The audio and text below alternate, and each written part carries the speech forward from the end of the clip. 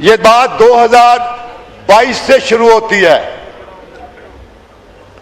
जब एक लिजिटिमेट हुकूमत, अवाम की मुंतखब करदा हुकूमत और एक ईमानदार तरीन शख्स इमरान अहमद खान नियाजी इस मुल्क का वजीर आजम था और इस मुल्क को तरक्की की राह पे लेकर चल रहा था।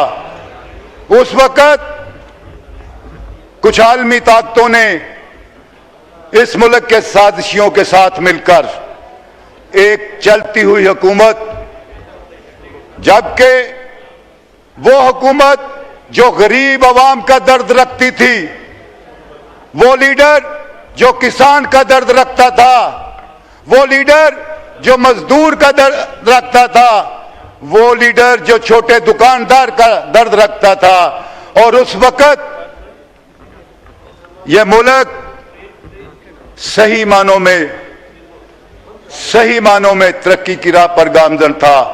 उस दौर में जीडीपी 6% थी, उस दौर में बेरोजगारी 3% थी, उस दौर में महंगाई बिल्कुल नहीं थी, उस दौर में पेट्रोल 158 लीटर था, उस दौर में वो वाहिद दौर था जब पेट्रोलियम लेवी खत्म की गई थी, उस दौर में किसान खुशहाल था, उस दौर में सनतकार खुशहाल था, उस दौर में सरमायादार कारोबारी शख्स खुशहाल थे, उस दौर में मजदूर खुशहाल था। लेकिन इन साजिशों को यह मुल्क तरक्की करता पसंद न आया। फिर इन्होंने एक साजिश की और अप्रैल 2022 में एक लिजिटिमेट हुकूमत को इलिजिटिमेट तरीके से खत्म किया गया। हमारी टिकटों पे मुंतखब हुए वो लोटे जो जमीर फरोश थे, उनके जमीर खरीद कर एक गैर कानूनी, एक बैरूनी ताकत की मुदाखलत पे एक साइफर की बुनियाद पर अदब एतमाद लाकर एक लिजिटिमेट हुकूमत को घिरा दिया। और उसके बाद 4 साल ये जो अपने आप को अरस्तू कहते हैं, ये जो अपने आप को इकोनॉमिक्स के प्रोफेसर कहते हैं, ये जो अपने आप को तजर्बाकार कहते हैं, ये जो अपने आप को बड़े फहम फरासत वाले कहते हैं, इनको जबरदस्ती हम पर मुसल्लत किया। और फिर इन्होंने मुल्क का हाल क्या किया? जीडीपी 0, पेट्रोल की कीमत आज 425 रुपया, डॉलर 150 रुपए का था, आज 300 के करीब। बेरोजगारी 3% थी, आज खुद मानते हैं कि पाकिस्तान की तारीख में पहली दफा बेरोजगारी की सतह इस लेवल पर पहुंची है, खुद तस्लीम किया इन्होंने। और फिर गुर्बत छुपाया और खुद तस्लीम करते हैं 29% है, हालांकि 47% है। इन तजर्बाकारों ने, इन नाम नहाद अरस्तुओं ने इस मुल्क के साथ क्या कर दिया? जनाबे वाला, पाकिस्तान की तारीख में सिर्फ 40 माह ऐसे थे जो सही मानों में आजादी के बाद पाकिस्तान की अवाम को एक आजाद पाकिस्तान महसूस हुआ। वरना इन नाम नहाद अरस्तुओं ने पाकिस्तान की अवाम के साथ जो सलूक किया है, पाकिस्तान के बच्चों को पैदा होते ही कासा गदाई दे दिया और उन्हें इस अवाम को इस तरह से उन पर जुल्म सितम किए कि उनको, इस अवाम को दौले शाह की चूइयां बना दी गई। और इस अवाम की अक्कासी मैं पंजाबी की एक नज़म से करूंगा, शायद इनको को गैरत आ जाए कि जमदिया सारी साडे सिर ते, जमदिया नाल ही साडे सिर ते कड़ा चढ़ाया जांदा है, सोचण समझण वाली इसनूं मार मुकाया जांदा है, ते सदियां तो इको ही सबक रटा रटाया जांदा है। खब्बे सज्जे वेख नहीं सकते, बदल तुहाडे लेख नहीं सकते, खब्बे सज्जे हो नहीं सकते, अपने आप ते रो नहीं सकते, ते इको सबक गुलामी वाला, इको सबक गुलामी वाला रट दे दौले शादे चूहिया वंगर, निक्के निक्के सिरां दे अंदर निक्कियां निक्कियां सोचां लैके, निक्के निक्के सुपने तक के, डरदे डरदे कंबदे तरस तरस के मर जांदे आ, दौले शादे चूहिया वंग जमदिया नाल ही साडे सिर ते कड़ा चढ़ाया जाता है। सोचन समझण वाली इसनू मार मुकाया जाता है। बच्चा जमदा नहीं हले ते 3 लाख का मकरूज होंदा है। इस मुल्क दे नाल इस तो अगे की खिलवाड़ होना है कि इमरान खान दे दौर से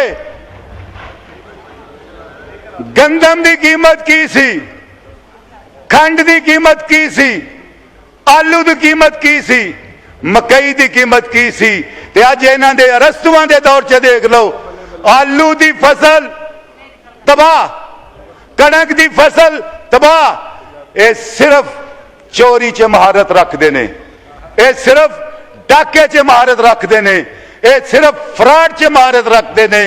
इमरान खान दे दौर दे विच एक बारी 1 रुपया पेट्रोल वधिया सी ते इन्हां अरस्तुआं ने आसमान सिर ते चुक लिया सी। ते मैं ये गल कहांगा कि इन्हां दियां कीतियां इन्हां दे अगे आउण लईयां। पहली दफा है कि एक भतीजी अपने चाचे नूं चोर कहण लई आ। ये ओहदे लफज ने कि पेट्रोल वधे वजीर आजम चोर। पहली बारी आ एक पुत्र अपने प्यो नूं कहण दिया कि पेट्रोल वधे वजीर आजम चोर। पहली बारी आ कि वजीर अपने वजीर आजम नूं कहण दे ने पेट्रोल वधे ते वजीर आजम चोर। ओए असीं नहीं कहंदे, ओ हुण ते चोर भी हुण ते घर दे टब्बर दे लोग कहण दे आ चोर चोर चोर। ओ चोरो साडी जान छड्डो, इस पाकिस्तान दी जान छड्डो, इस मुल्क दी अवाम दी जान छड्डो। जनाबे वाला, मैं अब थोड़ी सी बात करूंगा अपने भाई जो यहाँ पार्लिमानी सेक्रेटरी बैठे हुए हैं कि ये नोट करें कि मुल्क की माशियत कैसे मजबूत हो सकती है। मैं उम्मीद करता हूं कि आप नोट करेंगे। पहली बात, टेक्सटाइल का शोबा। वाइंड अप करें प्लीज। सर ये बजट है, मैं तजावीज देने लगा हूं, तजावीज देने लगा हूं। वाइंड अप करें प्लीज।